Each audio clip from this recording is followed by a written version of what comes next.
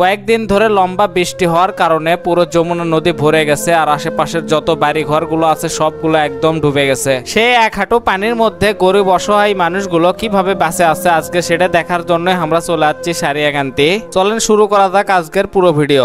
বাড়ির থেকে বের হয়ে অটো চড়ে আমি আর সিফাত চলে আসি হামাকের বারুপুর ফ্লাইওভারের নিচে। তারপরে ফ্লাইওভারের নিচে যায় আমরা একটা অটো বা সিএনজি খুঁজেছিলাম। তারপরে একটা সিএনজি চড়ে আমরা বরাবর চলে যাই চারমাথা রোডের দিকে। তারপরে হঠাৎ করে সিএনজির গ্যাস ফুরে যায় আর তার জন্য পাম্পের থেকে গ্যাস লিচ্ছিল আর আমি একটু দূরে দূরেই থাকিচ্ছিল কারণ গ্যাসের পাম্পের দিকে থাকতে আমার সেই ভয় লাগে। গ্যাস লেওয়া শেষ করে বরাবর চলে আসলো নামাজগড় মোড়ত। আসে আগে সিএনজি ভাড়াটা দিয়ে দিন। সকালবেলা একদম না খায় বাড়াচ্ছি, তার জন্য সাদা ভাত আর কালা ভুনা নিয়ে নিন। খাওয়া দাওয়া শেষ করে মিজেন ভাই 100 পিস বিরিয়ানির প্যাকেট নিয়ে নিল। আসলে আজকে মিজেন ভাইয়ের পরিবারের সাথে আমরা যাচ্ছি সারিয়াকান্দি বেড়ানোর জন্য। আর আজকে আমরা কোনো বাইক নিয়ে যাচ্ছি না, সামনের যে গাড়িটা দেখে পাচ্ছেন এই গাড়ির চড়ে আজকে আমরা সারিয়াকান্দি যাবো। আর কিছুদিন ধরে নাকি মিজেন ভাইয়ের দোকানত এই দুটো বিলেই খুব পেঁচ খায়, কারণ নাকি এই দোকানত কালাভুনা পাওয়া যাচ্ছে আর যার জন্য কালাভুনার গুন্দে গুন্দে এই বিলেগুলো সারাদিন এটি পেঁচ খায়। তার কিছুক্ষণের মধ্যে মিজেন ভাইয়ের পরিবারের লোক দিয়ে পুরো গাড়ি একদম ভরে যায়।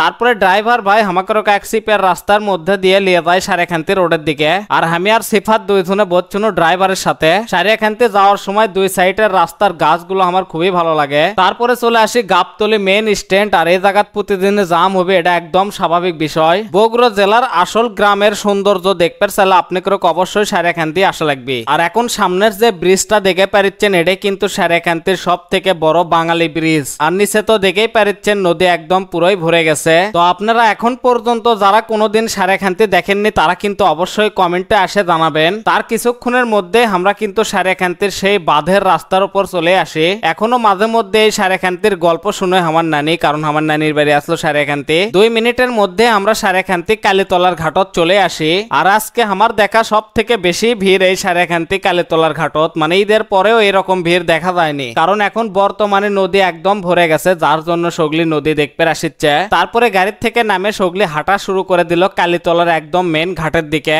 আর মাথার উপর তো পুরো একদম 40 ডিগ্রি সেলসিয়াস রোদ পার হচ্ছিল। নদীর পানি একদম ঝলমল করছিল, তার ভিতর আবার খুব সুন্দর সুন্দর কিছু কবিতরা উড়িচ্ছিল।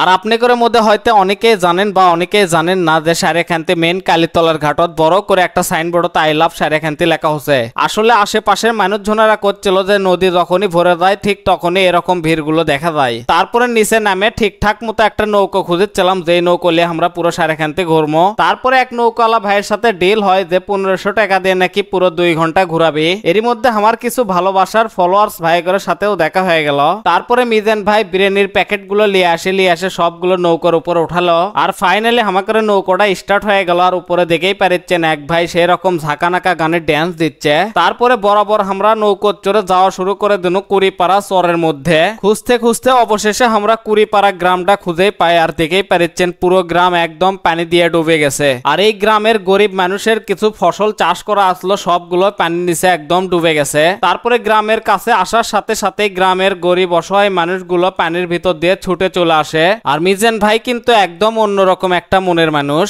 তার আসলে যেটুকু ধন সম্পদ আছে সেইটুকু দিয়েই গরিব অসহায় মানুষ করে পাশে দাঁড়ানোর চেষ্টা করে। আর তারপরে এক গ্রাম থেকে আমরা আবারও আরেক গ্রামের ভিতর চলে আসি। আর সেই জায়গাতে সব অসহায় মানুষগুলো ছুটে চলে আসে আমাদের কাছে। খাবারগুলো বিতরণ করা শেষ করে আমরা আবারও ফিরে চলে আসি কালীতলার ঘাটের দিকে। নৌকো থেকে নামার সাথে সাথে আবারও কিছু ফলোয়ার্স ভাই করে সাথে দেখা হয়ে যায় আর তারা আমার সাথে কিছু সেলফি উঠায়। কালীতলার ঘাট দেখা শেষ করে আমরা আবারও রওনা দেই প্রেম যমুনার ঘাটের দিকে। ফাইনালি 10 মিনিটের মধ্যেই কালীতলার ঘাটত থেকে সোজা প্রেম যমুনার রাস্তার দিকে চলে আসি। আর সন্ধ্যার আগে তো সব থেকে বেশি সুন্দর হয়ে উঠছিল এই প্রেম যমুনার ঘাট। আর এই জায়গা থেকেও আপনারা কিন্তু নৌকো ভাড়া নিয়ে পুরো নদী ঘুরবে পারবেন। আর আজকে এমন একটা দিন আসলো যে বগুড়া জেলাত মনে হয় কোনো মানুষই আসলো না, সব ভাঙ্গে চলে আসছে কালীতলার ঘাট আর সারিয়াকান্দি প্রেম যমুনার ঘাট দেখবে।